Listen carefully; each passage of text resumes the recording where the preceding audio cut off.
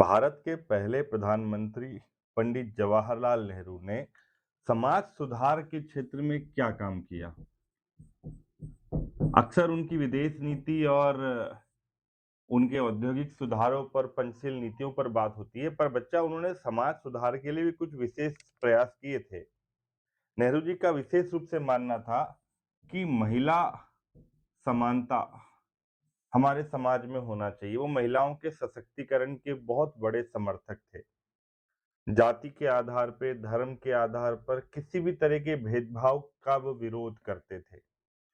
पंडित जवाहरलाल नेहरू ने Hindu code bill के माध्यम से, आपको पता है इस पर कई सारे विवाद भी हुए थे, मगर हिंदू कोड बिल अधिनियम उन्होंने पारित कराया भारतीय संसद से और पुराने हिंदू जो नागरिक हमारे यहाँ संहिताएं हैं उसमें सुधार की।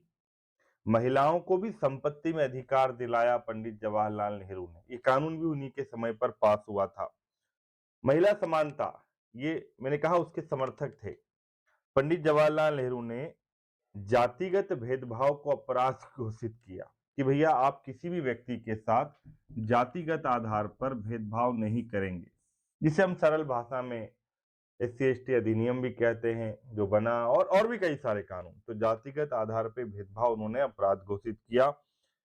शिक्षा को सामाजिक सुधार का सबसे बड़ा हथियार उन्होंने माना, एजुकेशन, और इसीलिए आईआईटी उन्होंने स्टैब्लिश किए, आईआईएम स्टैब्लिश किए, एम्स, यूजीसी, एनसीईआरटी, और जो हमारे समाज के पिछड़े लोग हैं उन्हें आरक्षण देने का प्रावधान भी इन्हीं इंस्टीट्यूशंस में नेहरू के समय पर हुआ था।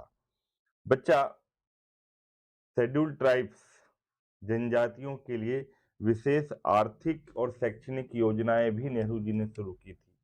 तो ऐसे कई सारे प्रयास थे जिसकी वजह से नेहरू को आधुनिक भारत का पिता भी कहते हैं और समाज सुधार के पुरोधा के रूप में उन्हें जाना जाता है।